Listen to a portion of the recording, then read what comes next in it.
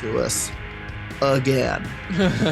Yeah, but we find the good articles for you. Find the good stuff so you don't have to find it. And also shout out to my brother. Liam often finds the good stuff and he sends it to me. Shout out. Shout out to Kylie too, who's always doing that for me.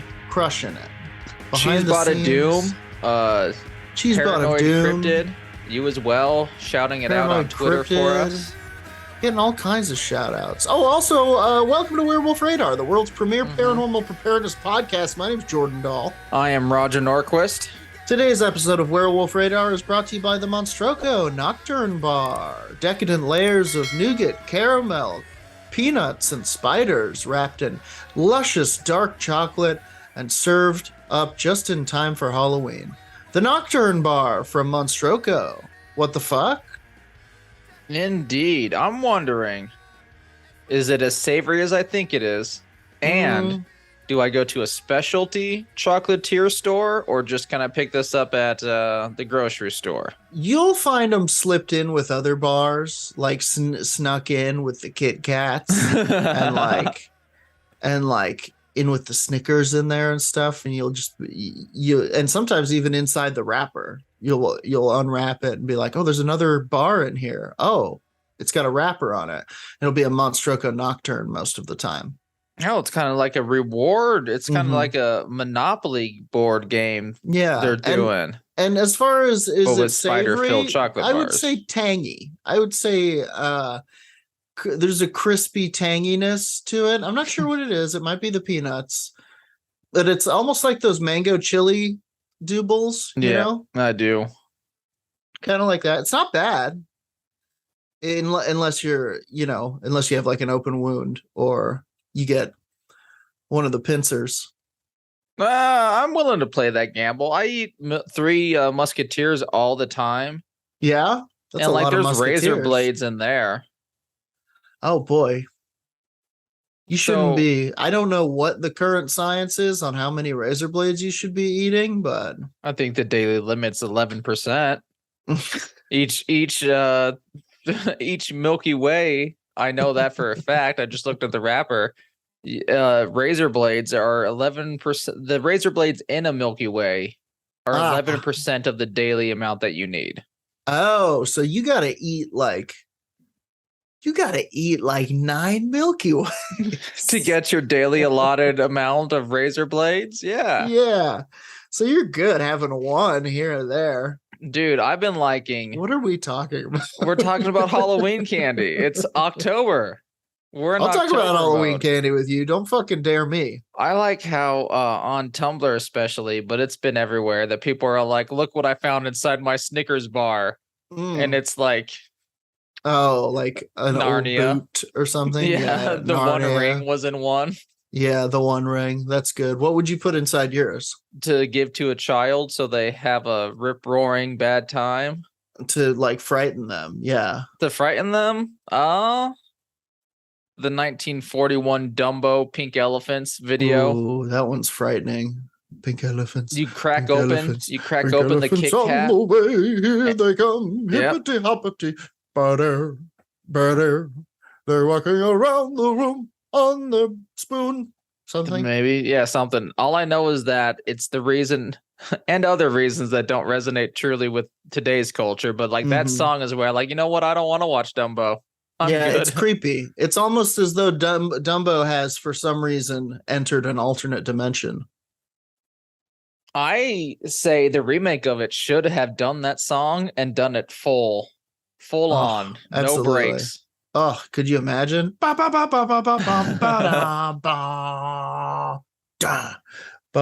this is controversial, but I think they should have got the Cherry Poppin' Daddies to play the song. I think the Cherry Poppin' Daddies need to be stopped. Okay, well, I was trying to segue with that dimension talk, but I'm glad that we got to the Cherry Poppin' Daddies because otherwise we might have driven right past them. I do want to talk to you today about interdimensional hypothesis. Do you know what hypothesis I'm talking about? Interdimensional hypothesis, like how we can interact with other dimensions is my guess. This is a thing that I've been, kind of. This is a thing that I've been espousing for a long time, and Mhm. I never really knew. It was the title of your first comedy album, and now I'm starting to realize why. That's true. I never really knew that there was kind of a collected cadre of scientists and so-called intellectuals who spoke to this topic and kind of collected it into a hypothesis that they call the interdimensional hypothesis, which, according to the Wikipedia, is a theoretical concept that delineate from unidentified flying object sightings are potential is a theoretical concept that delineate from unidentified flying object sightings are potentially as a result of other quote-unquote dimensions that coexist separately alongside our own. In contrast with either the extraterrestrial hypothesis that suggests UFO sightings are caused by visitations from outside of the Earth, or the psychosocial hypothesis that argues UFO sightings are best explained as psychological or social phenomenon. Okay. So it's the sliders theory. Yeah. The hypothesis has been advanced by UFO enthusiasts such as Meade Lane, John Keel, you know him, Allen Hynek, I do. Jacques Vallée. I am not familiar with Jacques Vallée. Well, you're going to learn about him today, boyo. Proponents of the interdimensional hypothesis argue that UFOs are a modern manifestation of a phenomenon that has occurred throughout recorded human history. I agree with that. In prior ages were ascribed to mythological or supernatural creatures. I agree with that statement. Same, dog. I'm telling you, we are interdimensional hypotheticists. Nice. That's what the memo was about. I thought it was a threat. Jeffrey J. Kripal, chair in philosophy and religious thought at Rice University, writes, quote, "This interdimensional reading, long a staple of spiritualism through the famous quote-unquote fourth dimension, would have a very long life within ufology and is still very much with us today." Yeah, I mean, are they talking about like how people would see angels at a certain time, Exactly. And then dragons and exactly what else? Airplanes. Sure. And we'll read a little bit more about it here. There was something that I almost talked about today, which maybe we'll do in a different episode, but maybe we'll talk about it today. Who knows?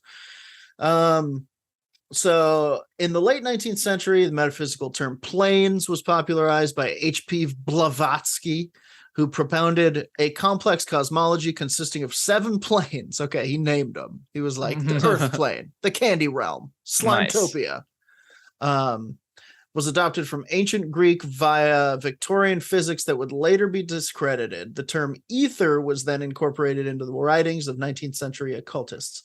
The etheric plane and the etheric body were introduced into theosophy by Charles Webster Leadbetter and Annie Besant to represent the hypothetical fourth plane, above the planes of solids, liquids, and gases. The term etheric was later used by popular occult authors such as Alice Bailey, Rudolf Steiner, and numerous others. And there was reason to think of such things as not far out either. I do believe, and I can't remember the guy's name, but the person who discovered the speed of light, all of his circle of theorists were basically wondering if light moved different on Earth versus the ethers, which they called space. Like they took it as like, this is totally something different beyond this ferment of Earth. Yeah. And the ether could be so many things. So these occultists were pulling from science. Yeah. This is a little section. The Wikipedia goes into a few sections about some of the big proponents of this hypothesis. So this is a segment on Meade Lane and the ether ships. Nice. Then the on metal July music 4th, plays. Meade Lane. Is that anything? That's something. Sure. On July 4th, 1947, occultist Meade Lane claimed that flying discs were quote-unquote etheric. Lane claimed to be in telepathic communication with, quote, people in the saucers, arguing, quote, it is possible for objects to pass from an etheric to a dense level of matter and will then appear to materialize. They then will return to an etheric condition. Lane claimed that these visitors are not excarnate humans, but are human beings living in their own world. They come with good intent. They have some idea of experimenting with Earth life. The prior year, it had been reported that Lane consulted a medium who relayed communications from a spaceship named Carita that came to Earth from an unidentified planet. Carita. Carita is the name of the spaceship. Yeah. Like how I name my car Car. Yeah, sure. The Millennium Falcon. Oh, okay. The USS Enterprise. My car. Your famous car. My car is pretty famous. All right. Yeah, when you come around the corner, people part the traffic parts, and everybody on the street is like, car. According to one scholar, Mead Lane coined the term interdimensional hypostasis to describe the sightings. Lane is regarded as the earliest proponent of interdimensional hypothesis. Next up, John Keel and the, quote, ultra-terrestrials. Something in that last part made me question, is it from a different planet, or do you consider the other dimension of Earth still Earth, but a different dimension? What, like Earth 342? Yeah. It's still Earth. I don't consider it a different planet. It's a good question. But it's different. It's from a different dimension, and that's good enough. Sorry to nitpick. Or maybe there's a different planet in Earth's place in another dimension. Oh, yeah, because it's totally different. It's like a water planet, or it's a super giant, or it's yeah, fair. Who knows?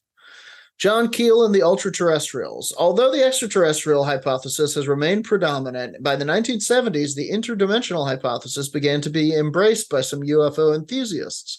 Paranormal author and UFO enthusiast John Keel recalled, quote, I abandoned the extraterrestrial hypothesis in 1967 when my own field investigations disclosed an astonishing overlap between psychic phenomena and UFOs. The objects and apparitions do not necessarily originate on another planet and may not even exist as permanent constructions of matter. It is more likely that we see what we want to see and interpret such visions according to our contemporary beliefs. Okay. In his 1970 book, UFOs, Operation Trojan Horse, Keel argued that a non-human or spiritual intelligence source has staged whole events over a long period of time in order to propagate and reinforce certain erroneous belief systems. For example, monsters, ghosts, demons, the fairy faith in Middle Europe, vampire legends, the mystery airships of 1897, which is something that I almost talked about today. Oh, yeah. No, we need to go into that because I know some things about that. It's fascinating. Yeah. The mystery airships of 1897, mystery aeroplanes of the 1930s, mystery helicopters, anomalous creature sightings, poltergeist phenomena, balls of light, and UFOs. Keel conjectured that ultimately all of these anomalies are a cover for the real phenomenon. Dude, you know what they didn't mention? Bigfoot. They didn't. Bigfoot's real. Bigfoot could also be sliding out of another dimension. Who knows? Yeah, that's right. He could be a guardian of 94 different Earths. Keel used the term ultra-terrestrials to describe UFO occupants he believed to be non-human entities capable of taking on whatever form they want. Oh, shapeshifters. Perhaps it could be related to the Grave Nugget. This next anyway, one is Billy Corgan's been getting down. Actually, I was led to this Wikipedia page because I was searching for shapeshifters. I listened to a lot of other paranormal podcasts, as you might well suspect, and there's a lot of very interesting stories about people seeing shapeshifters and like just witnessing something that changed from one form into another form. And usually it's like a cat changing into an owl or something, or a person changing into a cat. Yes. And I was trying to find any information on that, but wouldn't you know it, pretty mysterious. But I believe that the man can do magic to turn into a cat. I believe cats can walk upright and wear suits and carry a job. Well, see, that's fun. Okay. Um, so that's what kind of John Keel believes with these ultra terrestrials. Next up is a segment on Hynek and Vallée. J. Allen Hynek was an American astronomer who served as scientific advisor to the U.S. Air Force, UFO studies, Project Sign, Project Grudge, Project Blue Book. Hynek pioneered the quote-unquote close encounter classification system. Nice. Hynek had a cameo in Steven Spielberg's film Close Encounters of the Third Kind. Jacques Vallée, a student of Hynek's, served as the inspiration for the French researcher portrayed by Francois Truffaut in the film. In 1975's The Edge of Reality, Vallée and Hynek consider the possibility of what they call interlocking universes. Vallée, what about wild hypothesis? What other wild hypotheses could we make? Hynek, there could be other universe with different quantum rules or vibration rules if you want, rates if you want. Our own space-time continuum could be a cross-section through a universe with many more dimensions. Think what a hard time you would have convincing an aborigine that now, through this room, TV pictures are passing. Yet they are. You have to have a transducer to see them, namely a TV set. Well, in the same sense, there may be interlocking universes right here. We have this idea of space. We always think of another universe being someplace else. It may not. Maybe it's right here. Yeah. I think I definitely fall into that, to where I think another universe is like, well, we're right next to this. Like, I guess how the multiverse in Marvel is done. Kind of, there's like a bunch of bubbles and shit, and they're all right next to each other. Or maybe that's DC, don't matter. But it's two things next to each other. Mm-hmm. But like, no, I guess another universe could be right next to me. In his landmark 1969 book, Passport to Magonia, on UFOs, folklore, and parallel worlds, Vallée argues for a parallel universe coexisting with our own. The idea was reiterated in Vallée's subsequent writings. Vallée summarized his objection in his 1990 paper, quote, 5 arguments against the extraterrestrial origin of unidentified flying objects. Number 1, explained close encounters are far more numerous than required for any physical survey of Earth. Number 2, the humanoid body structure of the alleged aliens is not likely to have originated on another planet and is not biologically adapted to space travel. Number 3, the reported behavior in thousands of abduction reports contradicts the hypothesis of genetic or scientific experimentation on humans by an advanced race. Number 4, the extension of the phenomenon throughout human history demonstrates that UFOs are not a contemporary phenomenon. And 5, the apparent ability of UFOs to manipulate space and time radically different and richer alternatives. Well, suggests radically different and richer. Okay, I'm going to take that one again. Number 5, the apparent ability of UFOs to manipulate space and time suggests radically different and richer alternatives. So there you have it. That's kind of the long and short of interdimensional hypothesis and some of the heavy hitters therein. So what you're saying is somewhere there's a person, like, I guess just someone could be right next to me, I guess, and we're just not interacting with each other. You could be in the exact same spot. Ooh. And likely are in many of these iterations, right? But then when you get into like multiple when you start imagining all the dimensions and how there would have to be infinite dimensions, it's like the numbers alone indicate that there is there's a cowboy world. There's a world where it's us, but we're doing cowboy stuff and we're talking to each other on the cowboy internet, on our cowboy screens that are rimmed with a lasso, I do. And nice. Cowboy Bebop's a real universe. There's a Space Jam universe. Absolutely. It's just mathematically speaking, there has to be. But then there's also, hell universes. Yeah, not every universe is good. Yeah. Then I think that I mean, and it encompasses everything, everything from Bigfoot to UFOs to ghosts. It's like maybe we're seeing slips in reality. Oop, there goes gravity. is it bad or is it just something that happens naturally? And it's just like Yeah, this just happens. It's not like the universe ripping apart. It's I just, think it's like sometimes it happens. it's like a reality quake. Ooh. Our You know? universe supposedly is bruised by bumping into another universe. See, you see, this is how they do those universes. Well, then I think I What? want to talk about. Do you think that if you came Yes. up against Cowboy Roger, that Yeah. he would innately be tougher than contemporary Roger, or do you think that you would be able to defeat him and take his power? I think I would be able to defeat him and take his power Mhm. because if He'd we're be dead from a sore tooth. Yeah, exactly. If we were the same age, he would already be a frail grandpa, Right. and I right, could right. literally just push him down. Yeah, But he Yeah. would have a very loud gun, he would have a gun, and he But would be I ready to have- use it. a lightsaber.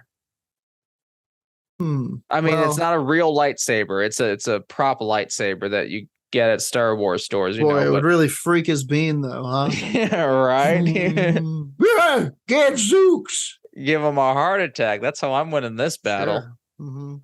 It's pretty good. The touchless death. Or the murder, the touchless murderer. Except for in Face Off, in which that character really gives that heart attack a violent. Anyway, so my segment has nothing to do with the movie Face Off, but in fact, a spooky ghost story I found Ooh. on Reddit. Yike. It is from the R Paranormal Reddit, and the user is OSRSKIBRIT. Oserkabrit. Okay. And it is entitled, I Concede Ghosts Are Real. Okay. So if you're listening, Least Haunted Podcast, you listen to this and you start believing. You listen.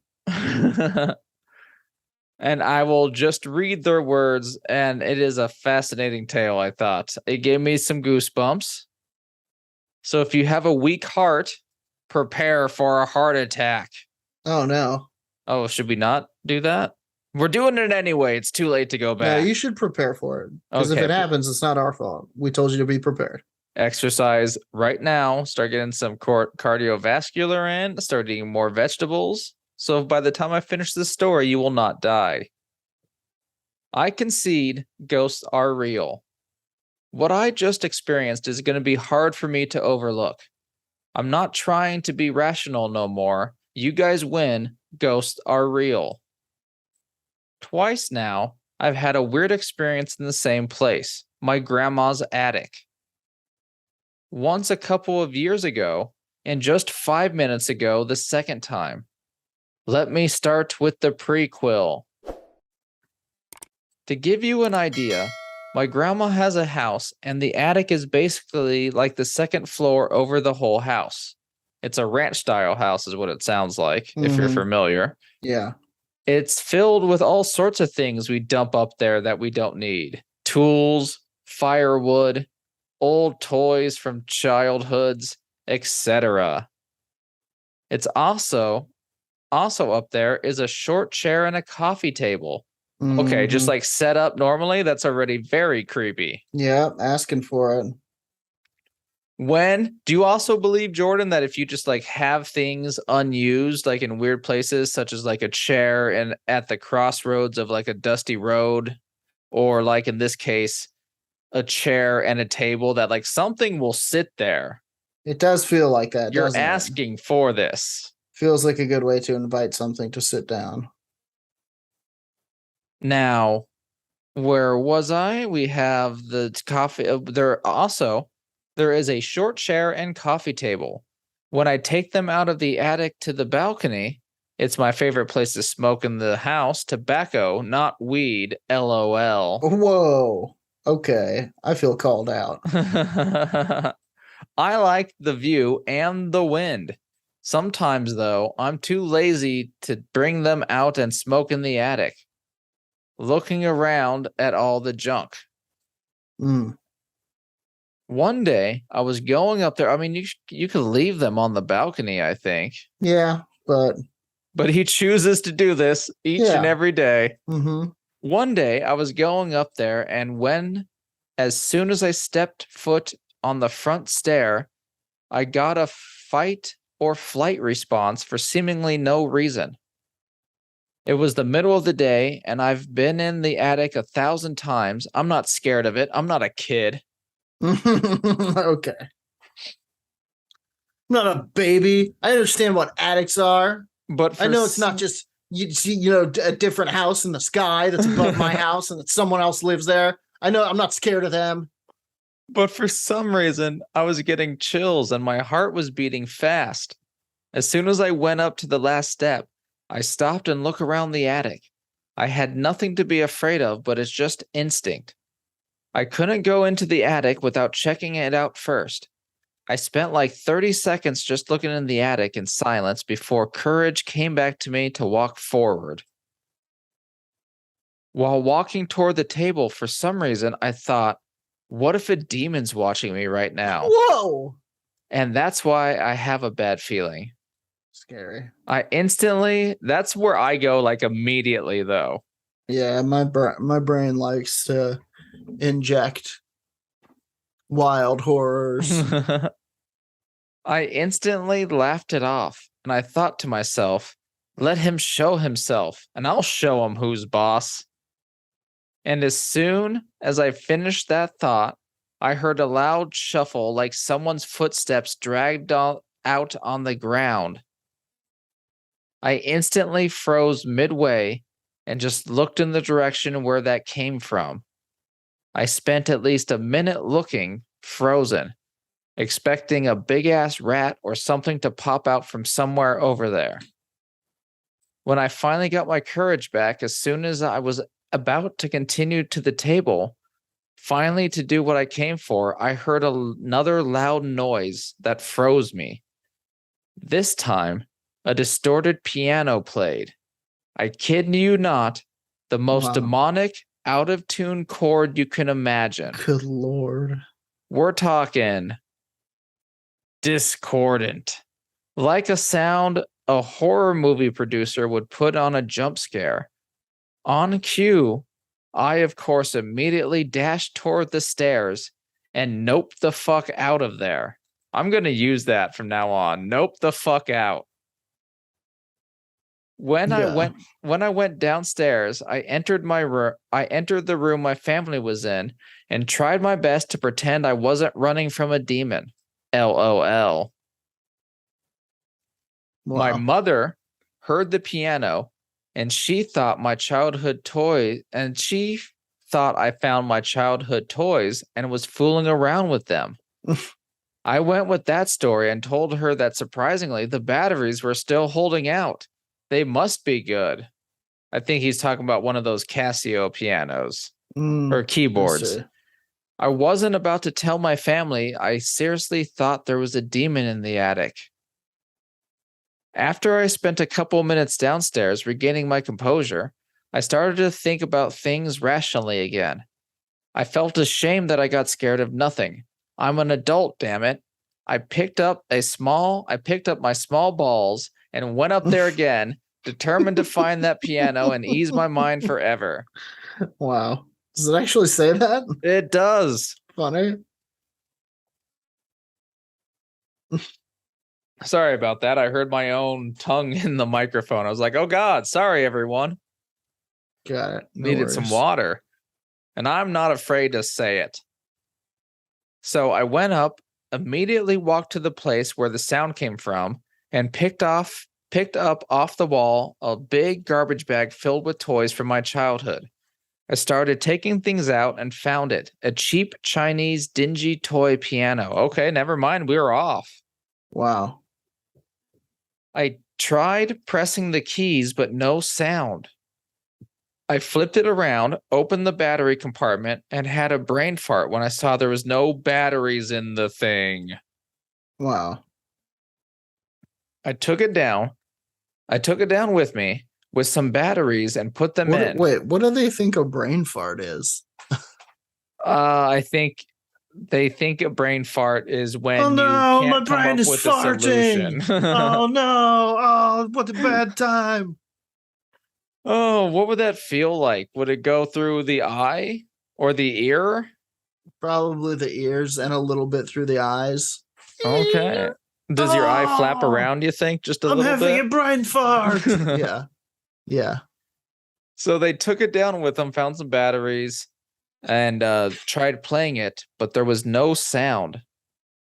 Unfortunately, I failed to ease my mind. ... So over the next couple weeks, I spent quite some time thinking of that incident. As time went on, I started rationalizing it more and more, thinking that maybe pianos like that make their final sound when the circuit board finally dies. Like parting words. Maybe the shuffle I heard was from my own feet because of the fear it sounded like it was someone else's. The only thing I couldn't make sense of was how this piano had been in the garbage bag for 15 years, found energy without batteries to make the sound out of its speakers, and a loud one at that. I even posted here at one point, hoping someone would ease my mind and offer an explanation. In the end, as time went on, I brushed it off and told myself I'm no engineer.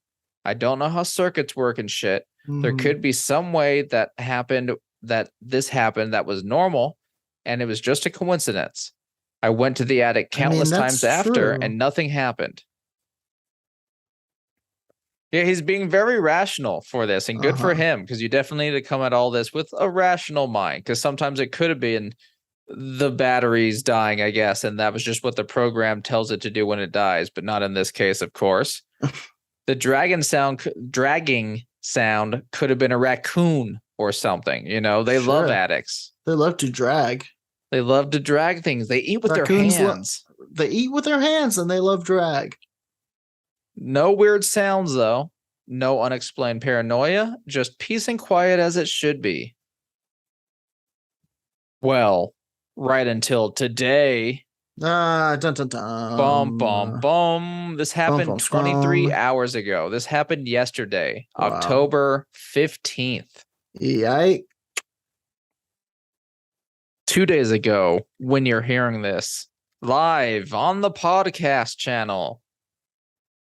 Recently, we've been doing some construction work on the house every weekend. Well, there you go. They don't like that. I go up to the attic 20 times a day to fetch something or to have a smoke break. We finished the work and went to bed. Now, before you accuse me of being a skeptic rationalizer, I don't think I would ever accuse anyone of doing that. I've done it before. It feels good. I tried to keep an open mind. Recently, I've been getting into trying out astral projection. Don't accuse me of being a skeptic rationalizer. I've been getting into astral projection. You're a skeptic rationalizer. It's a nice little meditation, and I have heard from people who do it that it is a nice form of meditation. I don't think I can do it because I don't think I can do it. But I do understand meditation. I've done it. Yeah. I haven't succeeded yet, but the effects are quite trippy, and it's very fun. Then it sounds like you've done it, man. Yeah, sounds like you did it. So I'm laying in bed, browsing the AP subreddit, the Associated Press subreddit. Okay. Before I decide, I'm going to go up there and smoke one last cigarette before I go to sleep. Not weed. Lol. Lol. The front door is loud, and I don't smoke in the house. So up in the attic I go. In that exact same way, as soon as I set foot on the first stair, I get this immense feeling of something is amiss. Uh-oh. Now, some years have passed since the last time this happened, and naturally my small balls have grown at least a little bit. Smalls. So I didn't stop this time, just went up and sat on my smoke table. I lit my cigarette, remembered the last time this happened, and the piano. Like any sane person, I started to monologue in my head to banish the potential ghosts. My Sure. monologue continued until my cigarette went out. Here's a recreation. I don't Good know if there's Lord. demons up there or not, but you can't spook my ass. I can't touch you right now, but I'm learning this technique that lets me come into your house. Great moves. Great moves. Trust Just me. bluffing as hell. I've got a demon gun and it shoots bullets that can kill you. And again. I'm learning how to aim it. Trust me, tonight I'm coming and killing your dumbass as revenge for when you scared me, etc., etc. Now's your last chance to try and scare me away. Try me, bitch. And I put my cigarette out, quite amused at my little monologue. Okay. Pretty ballsy, pretty gutsy. Got to get a high charisma roll on that one, my guy. And here we go again. As soon as I finished my monologue and said, try me, a loud sound as something on my left drags across the floor. This time I caught it with my peripheral, and I turned around. A sack with dry sticks for the fireplace was moving across the floor, defying the laws of physics. Gravity can't do that. What? Can't make it move that distance. Also, is your house leaning that bad? I think is the first answer. Like, my house wasn't leaning. Wow. Especially when there's so much friction that made the loud sound. And it's not heavy. It weighs like a couple 100 grams. Wow. So it can't slide like that or even cause that friction unless someone's just pushing it from the top. Yeah. So the person shoots up and stays fixated on the sack, convinced not to let a rat, for example, run away without me seeing it. Yeah. I didn't move for a couple seconds, so I went up to it, took all the sticks out, braver than I would be right now, man. Truly. I would not, yeah. Checked every corner of this thing, no rats inside. I put the sticks back in and said out loud, "Don't touch that again." I said my piece, and I meant it. Wow. If there was really an evil entity up there, I'm going to banish it. Although at that point, I was starting to feel like I'm bluffing. LOL. Wow. Not weed. I walked up to the stairs, but before I went down, I stopped and looked back at the attic. Although my knees were weak, arms heavy, vomit on my sweater, mom's spaghetti.